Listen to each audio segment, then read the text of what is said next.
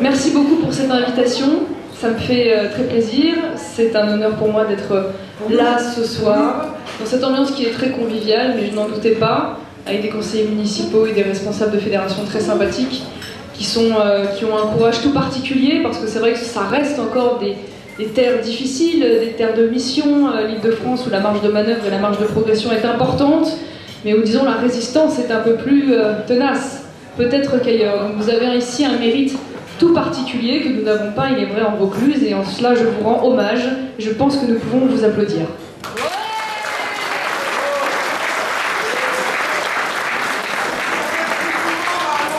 Alors tu l'as relevé justement, Alexandre, tu as rappelé ce soir que nous sommes à la moitié du mandat de notre président. Et à cette occasion d'ailleurs, j'ai été sollicitée par la presse, notamment le scan du Figaro, qui m'a envoyé 4 questions. Bon, je trouvais particulièrement stupide, mais bon, il a fallu que je me prête au jeu et que j'y réponde. La première question, c'est quel est selon vous le plus gros succès de François Hollande? Alors là, son échec. Je vous cache pas que d'habitude j'arrive à broder un petit peu, mais là ça a été douloureux de trouver une réponse. Alors au début je me suis dit bon, je vais faire une réponse sérieuse, politique, je vais parler éventuellement de l'engagement au Mali. Mais c'est vrai que même l'engagement au Mali, j'ai trouvé que c'était un succès en demi-teinte, parce que c'était un succès tardif, et surtout parce qu'on allait combattre des djihadistes que la gauche et la droite avaient habilement armés en Libye et en Syrie hier. Donc je trouvais que ça n'était pas vraiment judicieux. Alors finalement, la réponse qui m'est venue spontanément, qui, bon, je vous l'avoue, n'était pas très politique, c'était finalement le plus grand succès de François Hollande, c'est son succès avec les femmes et sa résistance à la pluie.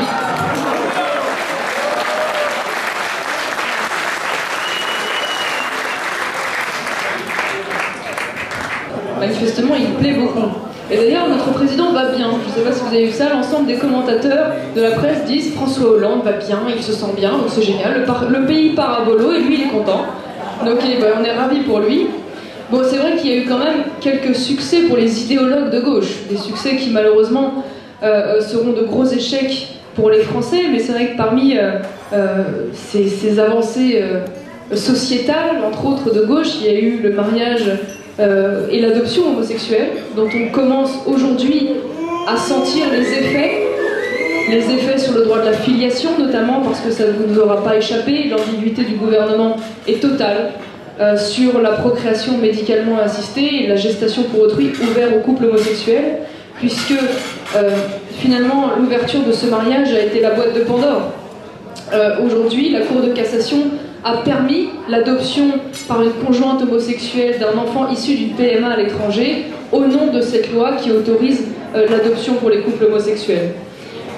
Le drame de cette situation, c'est que j'estime que l'adoption, je pense que c'était l'idée, l'esprit même de ce procédé, c'était finalement de réparer un petit peu les malheurs de la vie d'un enfant privé de ses parents suite à un décès impromptu. Là, à l'inverse, on va fabriquer des orphelins pour les rendre adoptables. J'estime que c'est totalement à l'inverse de l'esprit et de l'intérêt de l'enfant. Le mariage homosexuel, tel qu'il a été défendu par ces minorités très actives, c'était finalement de dire oui, mais il faut reconnaître toutes les formes d'amour. Après tout, au nom de quoi l'État ne reconnaîtrait pas l'amour homosexuel? Nous avons le droit à une considération, l'égalité, bref, tout le blabla habituel. Je prends date avec vous ce soir, vous verrez. D'ici quelques années, on va commencer à avoir le débat sur la polygamie. Vous verrez ce débat arriver dans la politique française et vous verrez que les mêmes arguments seront avancés par d'autres minorités actives, politico-religieuses, qui diront, mais après tout, au nom de quoi l'amour polygame n'est-il pas reconnu comme les autres formes d'amour? Pourquoi telle minorité aurait-elle droit à avoir une reconnaissance et un cadre institutionnel et pas l'amour polygame? Vous verrez que les mêmes arguments seront avancés et les politiques, si ce n'est pas le Front National au pouvoir, de la même manière céderont, puisqu'aujourd'hui nous sommes tombés dans une espèce de cercle vicieux, infernal, qui est la concurrence permanente des droits individuels. C'est la guerre de tous contre tous. C'est à celui qui fera primer ses intérêts personnels systématiquement sur l'intérêt général. Alors il y a eu cette première victoire de la gauche, malgré des mobilisations absolument historiques, et il y a eu une autre triste victoire de la gauche qui m'effraie particulièrement, je vous le dis, c'est la réforme pénale de Madame Taubira. Cette réforme... Oui, ça vous avez raison, ça mérite des huées. Bah alors moi, de manière générale, j'ai tendance à dire que je mesure la qualité de mes interventions à la tribune en fonction des huées qu'elles suscitent. Et je dois dire, ce jour-là, j'ai été fière, je me suis bien fait huer sur la réforme pénale, donc manifestement, ça les a un petit peu ennuyés. Une réforme qu'il faut que vous en ayez conscience va conduire à la conséquence suivante, à savoir que 80% des peines prononcées vont conduire à des sanctions hors les murs. C'est-à-dire qu'ils ont fait en sorte que tous les délits de moins de 5 ans, des peines de prison prononcées pour ces délits, finalement soient effectuées hors les murs et avec un accompagnement socio-éducatif, comme ils aiment à l'appeler, puisque vous savez, c'est l'éternelle litanie de la gauche. Finalement, le délinquant n'est qu'une victime de la société, victime sociale, victime de son cadre de vie, de la pauvreté. Et l'autre argument avancé, c'était de dire mais il faut absolument sortir du tout carcéral français, comme si la France était particulièrement prompte à envoyer derrière les barreaux ses délinquants. C'est évidemment un mythe absolu et total. Il faut savoir qu'il n'y a en France sur l'ensemble des condamnations que 10% de peine de prison ferme. 10%. Parce que on va dire que le parcours classique d'un délinquant en France, quand il se fait attraper, si c'est pas un simple rappel à la loi, bon, c'est d'abord du sursis, puis se faire attraper une deuxième fois, c'est encore du sursis, et puis éventuellement une troisième fois, du sursis avec mise à l'épreuve, et si la quatrième fois, il finit par être condamné, déjà il faut vraiment qu'il y soit allé fort, et bien de toute façon, il aura un certain nombre de systèmes, comme les remises de peine automatiques, qui fait que de toute façon, il n'ira jamais au bout de sa peine. C'est vous dire qu'on est très très loin du tout carcéral en France, et le système est tellement pervers aujourd'hui qu'ils se le prennent en pleine figure dans leur loi de lutte contre le terrorisme, puisque vous avez certainement entendu parler de cette loi, qui a pour ambition, il faut dire importante, de grande ampleur, de lutter contre les nouvelles formes de terrorisme qui sont en train de grandir sur notre territoire. Et pour cela, ils ont créé un nouveau délit qui était nécessaire, qui s'appelle le délit d'entreprise individuelle terroriste, qui permet d'appréhender, de condamner des personnes, souvent des Français comme on peut le constater, qui ont l'envie de partir faire le djihad à titre personnel, seul, pas dans le cadre d'une entreprise collective. Sauf que le problème, c'est que ce délit, il prévoit 3 ans d'emprisonnement.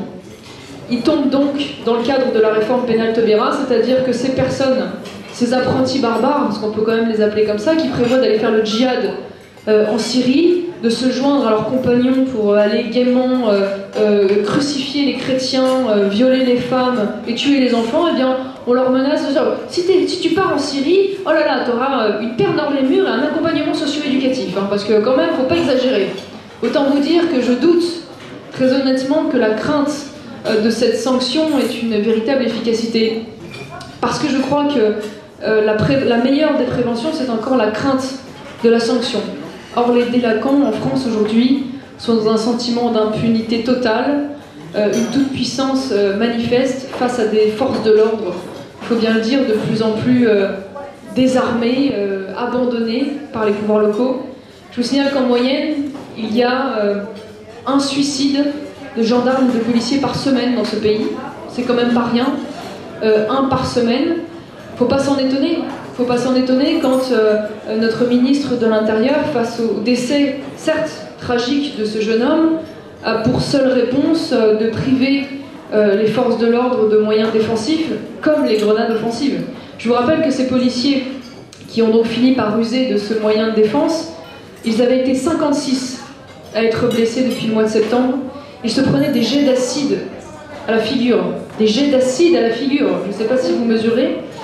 C'est-à-dire que c'est exactement l'inverse qu'il aurait fallu faire.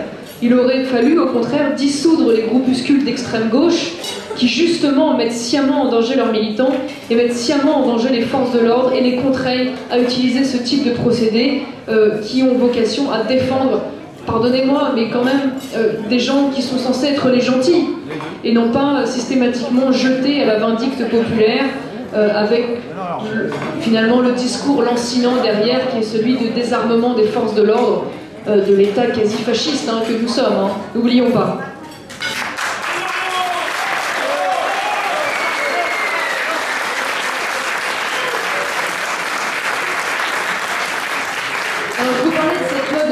contre le terrorisme, c'est quand même une actualité particulièrement inquiétante que nous sommes en train de vivre et qui est la démonstration que le vernis craque sur plusieurs aspects, puisque vous savez qu'aujourd'hui, la France a le triste record d'être le premier pourvoyeur de djihadistes au monde à l'État islamique, devant le Pakistan.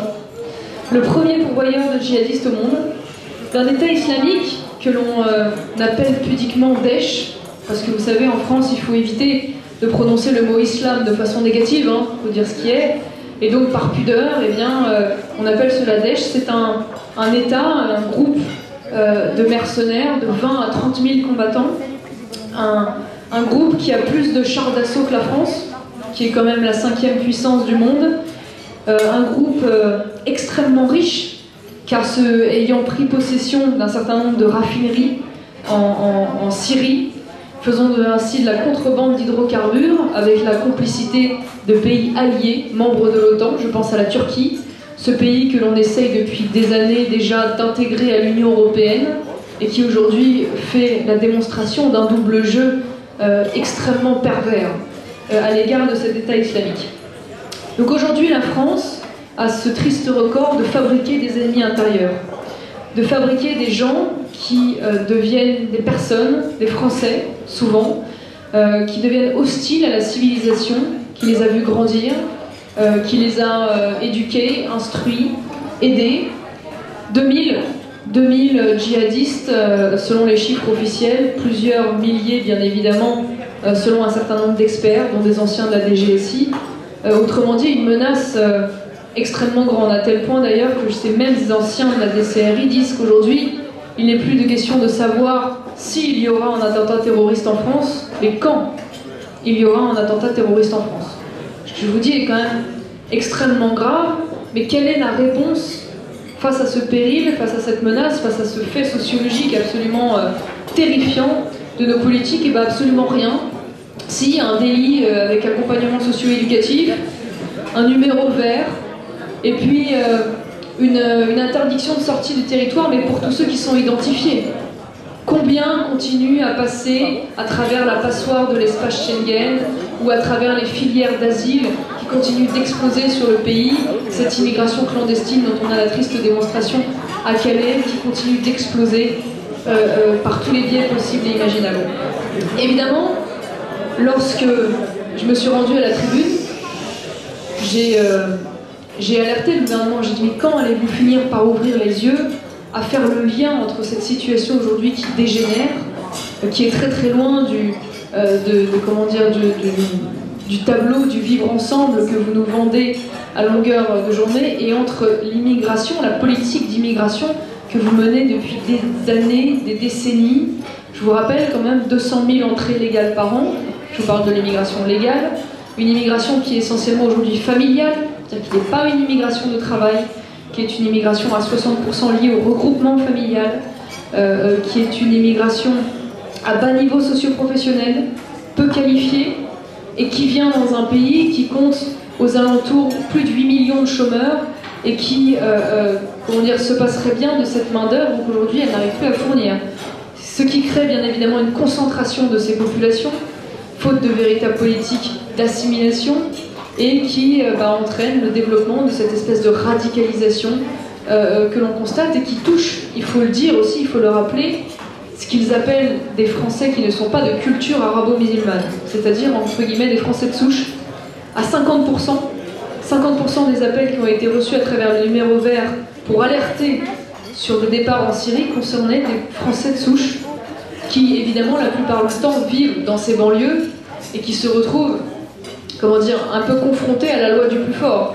Où pour exister, pour être un petit caïd dans ces banlieues, il faut soit être un délinquant, soit faire partie d'un petit groupe d'islam radical pour être respecté. C'est donc quelque chose d'extrêmement inquiétant. Évidemment, ils ne font pas le lien non plus avec l'explosion de l'immigration clandestine, qui est entretenue, qui est favorisée, qui est voulue presque par un certain nombre de procédés. Je pense à cette scandaleuse aide médicale d'État qui permet la prise en charge à 100% des soins des clandestins. Oui, on dit oui, mais il n'y a pas les cures thermales et la procréation médicalement assistée. C'est très aimable, je vous remercie. Mais si, pour les mineurs. Pour les mineurs, on va voir.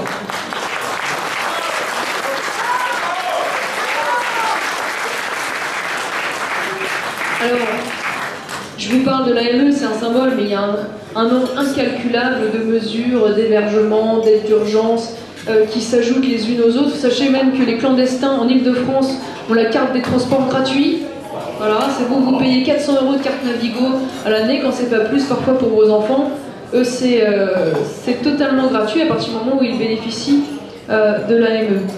Alors, au-delà du terrible sentiment d'injustice que nous pouvons tous bien évidemment ressentir face à cette situation, voilà, il y a des drames humains, des situations qui deviennent de plus en plus incontrôlables. Vous avez suivi l'actualité de Calais, cette population qui est aujourd'hui complètement prise comment dire, dans l'étau d'une immigration clandestine de plus en plus importante. Le quotidien de cette population, c'est les violences, c'est les tensions entre les bandes ethniques, entre les passeurs, bien évidemment, qui se disputent le morceau de viande. Ça, c'est la réalité des Calaisiens, et la réalité de la classe politico-médiatique qui nous gouverne, et ben eux, c'est Samba. Voilà. C'est le film Samba, je ne sais pas si vous êtes allé le voir, je pense pas, parce que vu l'échec du taux d'audience, je ne crois pas, mais c'est un espèce de conte de fées gauchiste, un espèce de conte de fées, enfin plutôt un film de science-fiction. Ce serait plutôt ça. Donc l'idée, c'est une cadre sup bourgeoise qui fait un burn-out et qui va dans une association humanitaire et qui tombe folle amoureuse du clandestin, qui évidemment est très gentil, très drôle, très sympathique, très courageux, qui travaille, et que ce salaud d'État français veut renvoyer chez lui en faisant respecter la loi sur le territoire français. Voilà, donc il y a la vraie vie, et il y a la vie et le conte de fées de la classe qui nous dirige, mais qui évidemment, elle, voit ce conte de fées de la rive gauche de Paris, avec tous ses enfants à l'école privée, parce qu'il ne faut quand même pas rêver, la mixité c'est bon pour le peuple, hein. Mais pour eux, il ne faut quand même pas exagérer, le lycée Henri IV, l'école privée, c'est quand même mieux.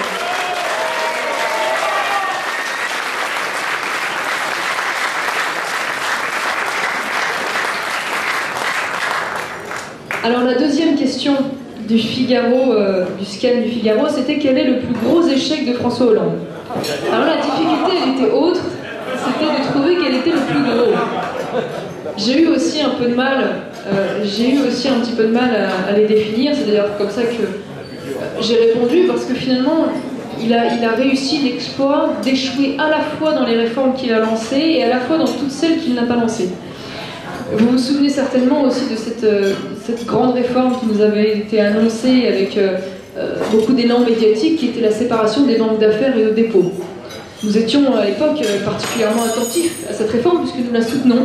C'était une réforme qui avait pour ambition d'empêcher les banques de spéculer sur des marchés à haut risque avec l'argent des déposants, c'est-à-dire votre argent. Bien évidemment, en fait, cette réforme n'a été que de la poudre aux yeux. Il s'est avéré que les directeurs de banque même en riaient en commission, tellement l'activité bancaire concernée par cette réforme était dérisoire. Ce qui fait qu'aujourd'hui, les banques peuvent continuer allègrement à aller placer l'argent sur des marchés à haut risque avec votre argent, jusqu'à ce que demain une nouvelle crise bancaire recommence, et qu'avec l'argent public, c'est-à-dire que plus votre argent, il va falloir à nouveau abonder ces banques qui se font de l'argent sur votre dos, avec l'argent du contribuable français. L'autre réforme qu'on attendait, qui nous a aussi été annoncée, c'était la réforme du statut des travailleurs détachés. Parce que vous savez qu'en France, l'Union européenne a mis en place un système extrêmement pervers qui permet à un employeur de passer par des sociétés de prestations et ainsi d'employer du personnel dont il ne paye la charge sociale que du pays d'origine. C'est-à-dire qu'aujourd'hui, nos salariés se retrouvent en concurrence avec des salariés européens à bas coût, en particulier dans le domaine du bâtiment et dans le domaine agricole, de façon totalement inique, puisque bien évidemment cette merveilleuse Union européenne a eu la bonne intelligence d'élargir sans s'arrêter à l'Est, jusqu'à ce que nous atteignions 28 pays. On se pose d'ailleurs aujourd'hui la question de savoir si nous n'allons pas intégrer l'Ukraine avec des salaires moyens de 300 € par mois. Ça veut dire qu'une fois de plus, la concurrence va être extrêmement saine. Bien évidemment, il n'est absolument rien sorti de cette réforme, malgré ce qui en a été dit. Et puis alors, la troisième chose, absolument délirante pour un président de la République qui est censé être garant de la souveraineté de notre pays, eh bien cet homme a réussi à mettre sous tutelle notre budget, avec le vote déjà négocié par Nicolas Sarkozy et ratifié par la gauche. La droite en a rêvé, la gauche l'a fait, c'est quand même extraordinaire. Qui fait qu'aujourd'hui, eh bien, nous recevons une lettre en anglais, parce qu'il ne faut quand même pas s'ennuyer à la traduire en français, une lettre en anglais d'un commissaire finlandais nous expliquant qu'il va falloir modifier le budget parce que sinon on risque de se prendre une sanction de 4,6 milliards d'euros. Voilà ce que nos gouvernants font de la liberté de la France, de votre souveraineté, du droit que vous avez en tant que peuple à disposer de vous-même, de la façon dont doivent être prélevés ou répartis vos impôts. Avec quand même un comble extraordinaire, puisque vous avez vu que notre ancien ministre de l'économie, Monsieur Moscovici, aujourd'hui a été nommé commissaire européen, et donc on se rend auprès de la Commission européenne pour expliquer que le travail que fait ses petits copains, eh ben, ça va pas du tout, et qu'il va falloir me changer tout ça, travail qu'il avait lui-même d'ailleurs commencé juste avant d'être nommé commissaire européen. C'est-à-dire qu'on pourrait, enfin, ça donnerait presque envie d'en pleurer, on va essayer d'en rire, mais c'est quand même absolument... c'est quand même un comble d'avoir des gouvernements qui volontairement se dépossèdent de leur pouvoir politique au profit d'une instance dont je vous rappelle qu'elle n'a aucune légitimité démocratique. La Commission européenne n'est pas élue. Cette commission applique une politique économique qui nous est de plus en plus contraignante, qui relève toujours des mêmes recettes, celle du libre-échange total, la libre circulation des biens, des hommes, des capitaux, avec la conséquence au sein de l'Union européenne d'un dumping social, environnemental, sanitaire dans un certain nombre de domaines au sein de notre pays. On le voit particulièrement dans le domaine de l'agriculture qui souffre profondément de cette concurrence déloyale, et avec la conséquence qu'aujourd'hui la zone euro est la zone de croissance la plus faible du monde, que le taux de chômage ne fait qu'augmenter depuis que cette Union européenne et cette zone euro ont été mis en place. Et pourtant, quelle est la réponse de nos gouvernements? Eh bien, c'est de dire, comme pour le communisme d'ailleurs, c'était le même raisonnement, finalement si l'Union européenne ça ne fonctionne pas, c'est parce qu'il n'y a pas assez d'Union européenne. Le communisme c'était pareil, c'est-à-dire le communisme ne marche pas, mais c'est parce qu'il n'y a pas assez de communisme. Donc il faut aller encore plus loin, il faut appliquer encore plus fortement les mêmes recettes, recourir toujours aux mêmes méthodes. Et c'est d'ailleurs dans cette optique-là qu'ils ont signé, à votre insu, bien évidemment, un traité de libre-échange avec le Canada. Je ne sais même pas si vous avez entendu parler. Et qu'ils sont en train de négocier aujourd'hui un traité de libre-échange avec les États-Unis. Traité de libre-échange dont même les élus n'arrivent pas à voir le cœur du contenu, puisque vous savez qu'au sein du Parlement français, un nombre extrêmement restreint de députés y ont accès, à savoir les députés de la Commission des Affaires étrangères. Manque de bol, j'en fais partie. Donc j'ai voulu aller voir ce document. Et alors, je dois dire que j'étais un petit peu étonnée par les recommandations, puisque il faut venir les mains libres, vous êtes seul dans la pièce, vous ne pouvez pas être accompagné, vous n'avez pas le droit de faire de photocopie, vous n'avez pas le droit de prendre en photo avec votre téléphone portable, ni même d'avoir votre téléphone portable dans la pièce. Et le document dont je vous laisse imaginer la technicité est intégralement en anglais.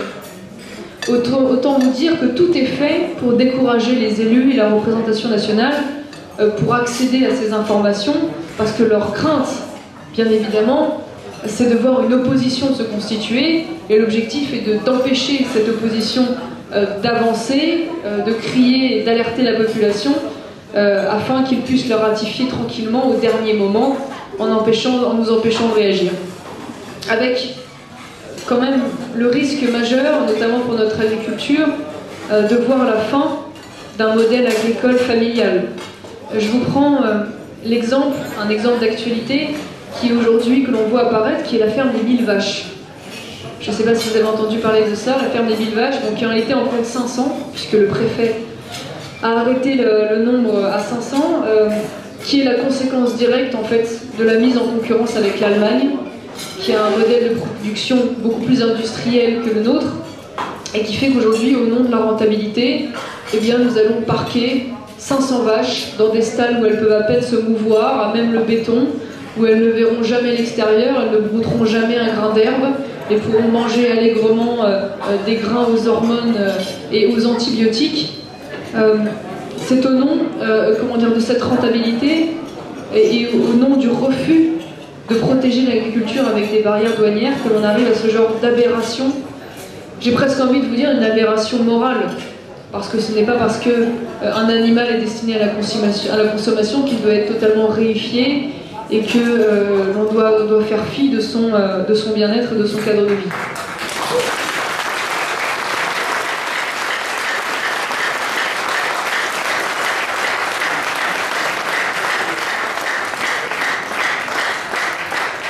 Finalement, j'ai envie de vous dire, les seuls écologistes cohérents dans ce débat politique français, c'est le Front National. Parce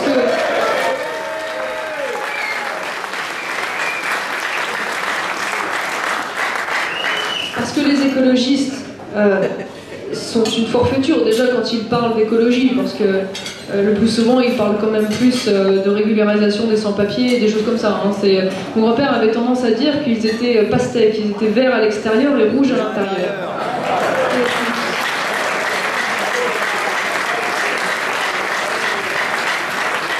Mais il y a une incohérence complète, c'est-à-dire que ce lobby écologiste n'a de cesse d'œuvrer pour aggraver encore un peu plus les réglementations sanitaires, environnementales sur nos agriculteurs. Ils sont de plus exigeants sur l'utilisation des pesticides, quels pesticides, mais en parallèle de cela, eh bien, ils laissent le marché français totalement inondé de produits étrangers, européens ou extra-européens, qui ne respectent pas le quart ou du dixième des réglementations qu'ils imposent à nos producteurs français. Autant vous dire que là, pour le coup, bizarrement, le bien-être du consommateur ou le bien-être de la nature les importe peu, puisque encore récemment, ils ont baissé de 70% les droits de douane avec le Maroc, ce qui fait que dans le département du Vaucluse, eh bien, qui était le potager de la France il y a encore 50 ans, eh bien, les maraîchers se sont fait laminer, bien évidemment, parce qu'il est impossible de faire concurrence avec des fruits et des légumes venus du Maroc, dont les salariés sont payés une misère et qui ne respectent aucune norme sociale ou environnementale comparable à celle de la France. Alors lorsque j'alerte le ministre de l'Agriculture là-dessus, il me répond « Mais c'est n'importe quoi, vous voulez fermer les frontières, toujours dans la caricature, c'est tellement plus facile, voulez vous barricader derrière des frontières.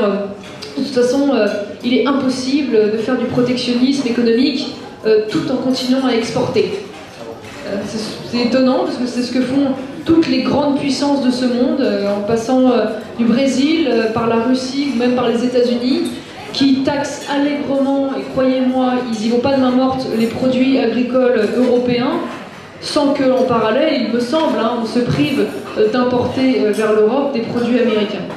Donc tout ça, bien évidemment, c'est du slogan.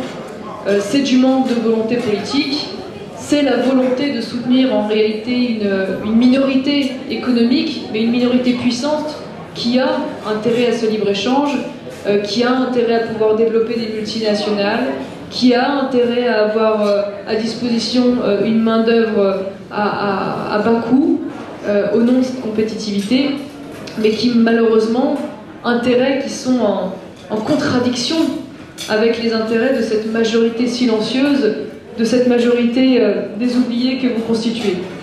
Parce que, croyez-moi, la justice sociale dont ils nous rabattent les oreilles à longueur d'année, elle est quand même à géométrie variable. Quand je vois que, incapable de changer le logiciel économique, incapable d'endiguer le chômage de masse, donc incapable de sauver et d'augmenter les recettes qui doivent rentrer au sein de l'État, eh bien, ils recourent à la facilité. Donc qu'est-ce qu'ils font? Ils augmentent les impôts, ils augmentent les taxes, et de manière générale, ils le font sur ceux qui ne se défendent pas, ou peu, qui ne se plaindront pas, qui sont fragiles, à savoir les familles.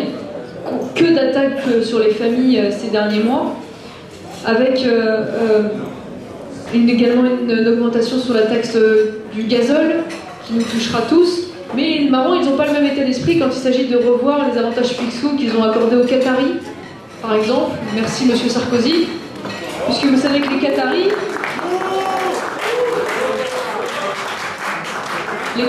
eux, ont un régime de faveur. En plus, évidemment, de rentrer dans toutes les grandes entreprises françaises de voir le tapis rouge déroulé par tous nos politiques qui passent leurs vacances à Doha.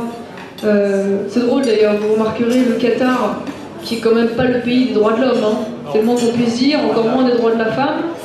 Mais en revanche, quand on voit le jugement de valeur extrêmement négatif qu'ils ont sur la Russie, ce pays homophobe, conservateur, insupportable, allez demander comment vivent les homosexuels au Qatar, vous allez comprendre qu'on n'est pas tout à fait dans la même logique. Mais ça, cherchez pas, c'est la cohérence du gouvernement.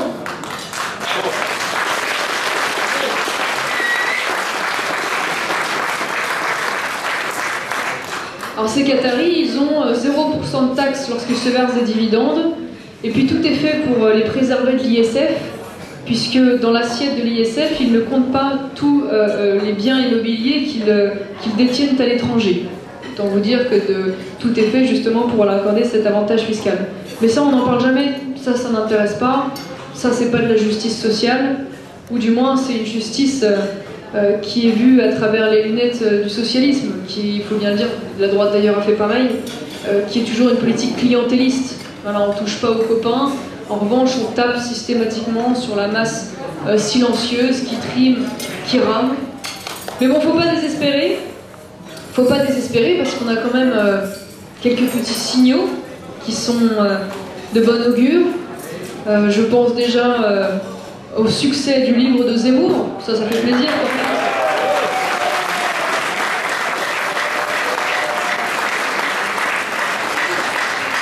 Qui a largement dépassé le torchon de Valérie Trierweiler, comme quoi la France a encore un peu de bon sens, c'est plutôt agréable. Et puis nos centaines et nos centaines de conseillers municipaux qui se battent pour vous dans les conseils municipaux. C'est souvent un travail ingrat, d'ailleurs il faut bien le dire, ils sont souvent parfois un peu seuls face aux autres, c'est un travail qui est technique, il faut quand même leur rendre hommage, et puis l'entrée historique quand même de nos 2 sénateurs, symbolique aussi.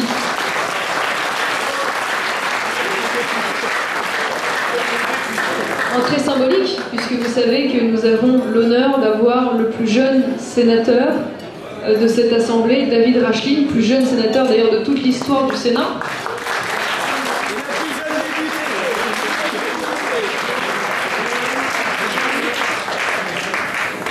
Et élection au Sénat d'ailleurs, que les commentateurs ont balayé un peu vite d'un revers de main en disant non, mais c'est une conséquence automatique hein, des élections municipales. C'est allé un peu vite en besogne quand même, parce que je vous signale que nous avions à peu près 1000 grands électeurs au niveau national sur lesquels nous pouvons compter. Or, nous avons comptabilisé 4000 voix de grands électeurs.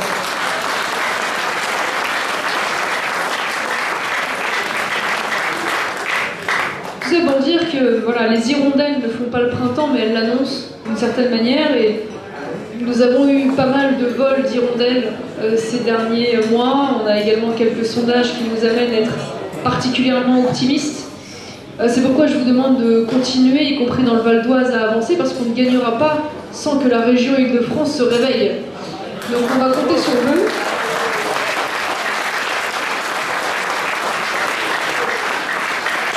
En tout cas, je vous remercie de votre attention. J'espère ne pas avoir été trop longue, ni trop technique. Et je vais maintenant remettre... Non, je te remets pas le micro, d'accord. Très bien.